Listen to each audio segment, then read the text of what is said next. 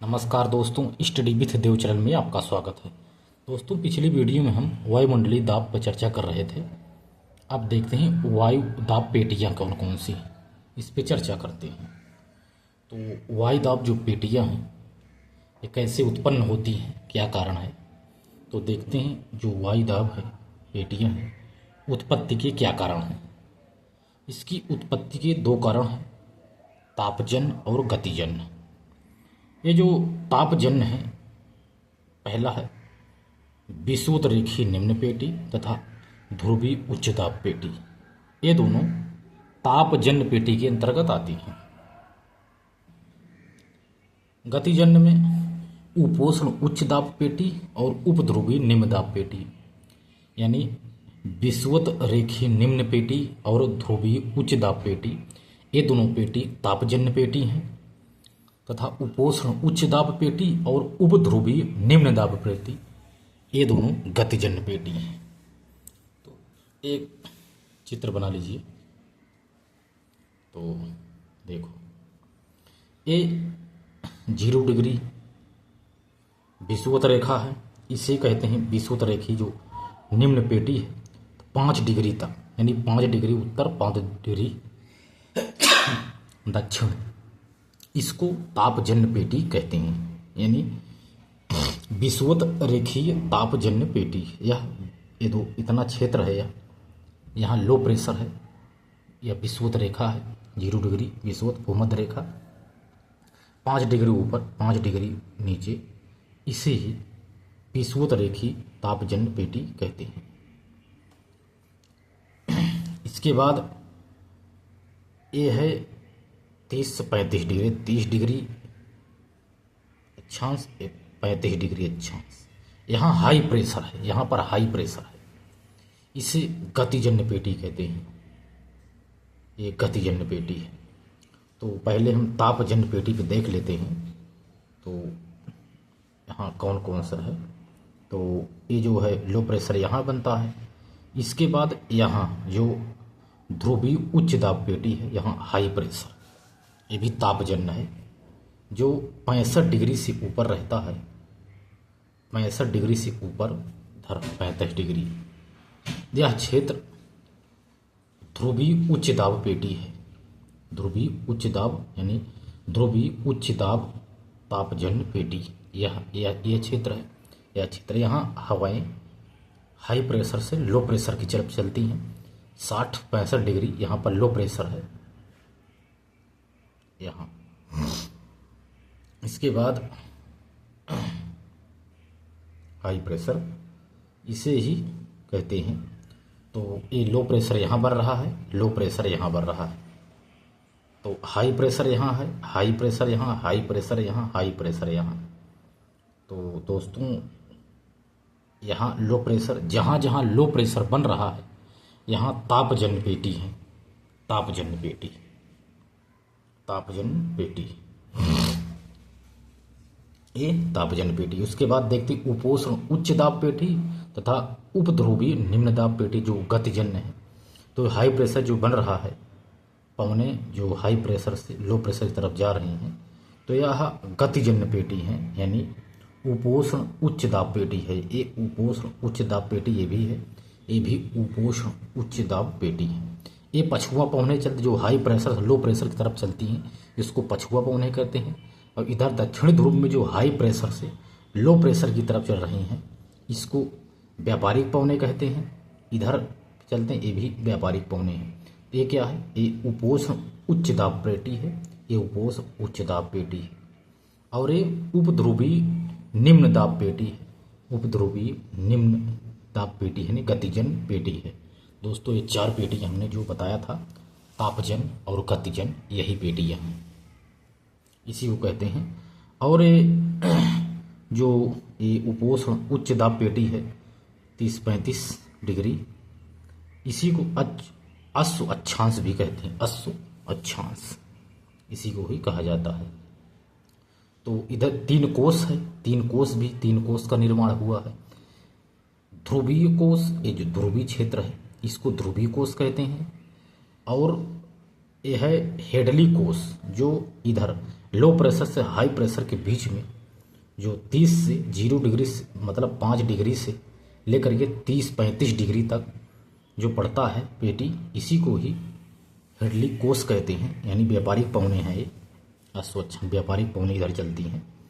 अब फेरल कोस जो 35 डिग्री से 60 डिग्री तक है, इसी को फेरल कोस कहते हैं। 3 कोस का भी निर्माण हुआ है इधर, ये 3 कोस यानी हेलिकोस, फेरल कोस तथा ध्रुवीय कोस, 3 कोस का भी निर्माण हुआ।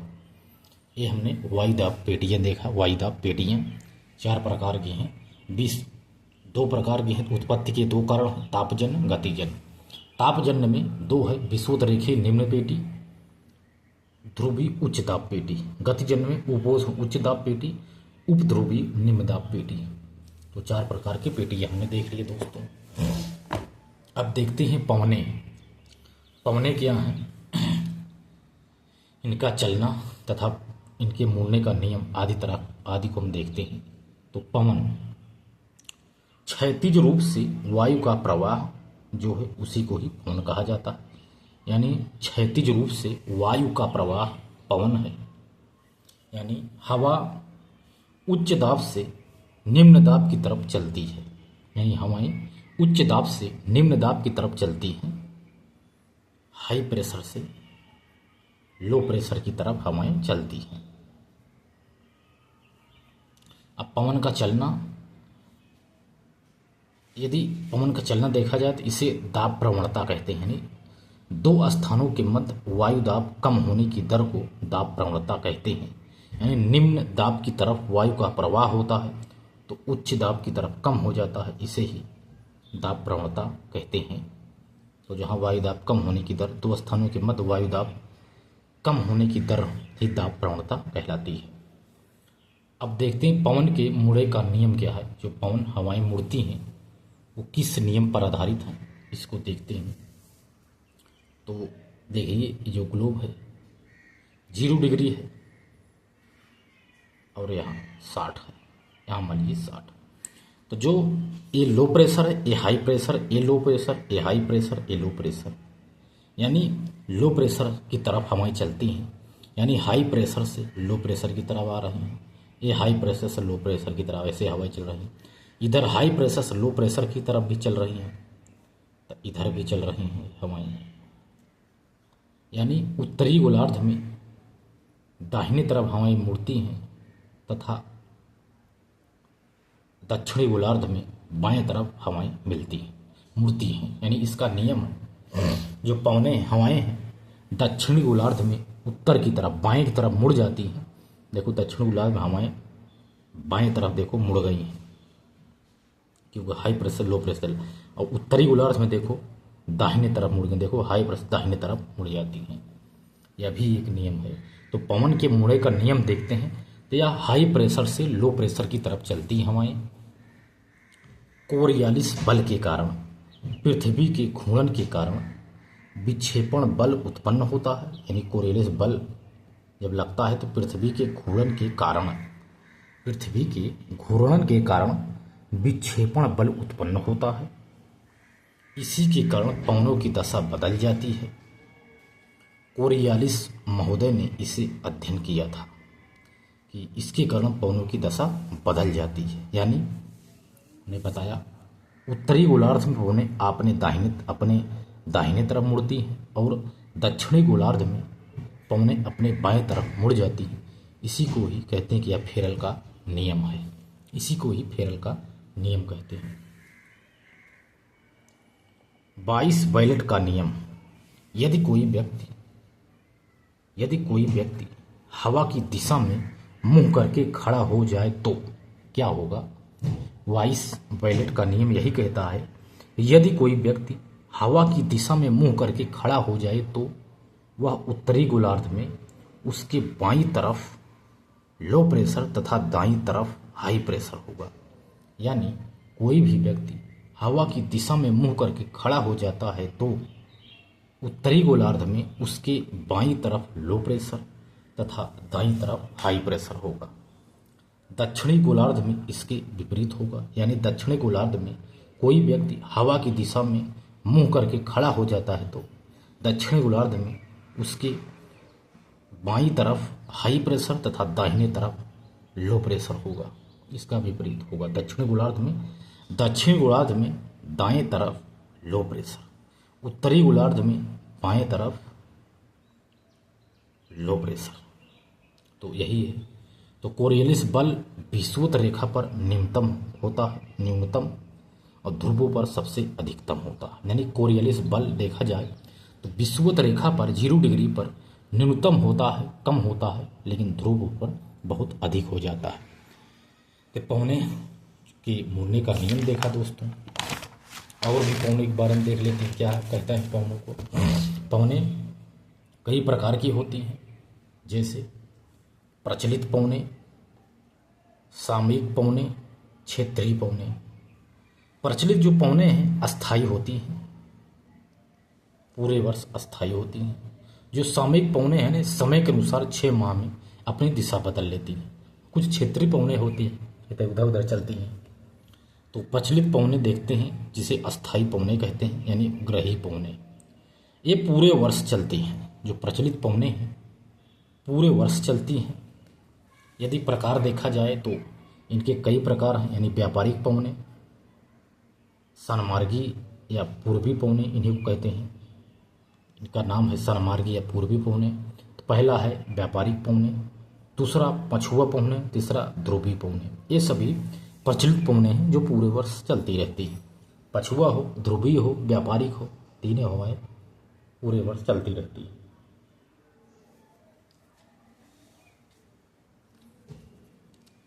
ये है, यहाँ लो प्रेशर है, 30-35 पे हाई प्रेशर है, फिर 60-65 पे लो प्रेशर है। तो हाई प्रेशर से लो प्रेशर की तरफ हवाएं चलती हैं, हमने यही बताया। तो जो 5 डिग्री से 30 डिग्री के बीच पड़ती है, इन्हीं को ही व्यापारिक पौने कहते हैं। जो 30 डिग्री से 60 तक यहाँ तक चलती हैं हवाएं, इनको पछुआ पौने कहते हैं। देखो उत्तरी गोलार्ध में दाहिनी ओर मुड़ी है। इसके बाद ये हाई प्रेशर, यहाँ ध्रुवी पौने चलती है। यहाँ ध्रुवी पौने यहाँ से इधर आ रही हैं, देखो ध्रुवी पौने कहते हैं।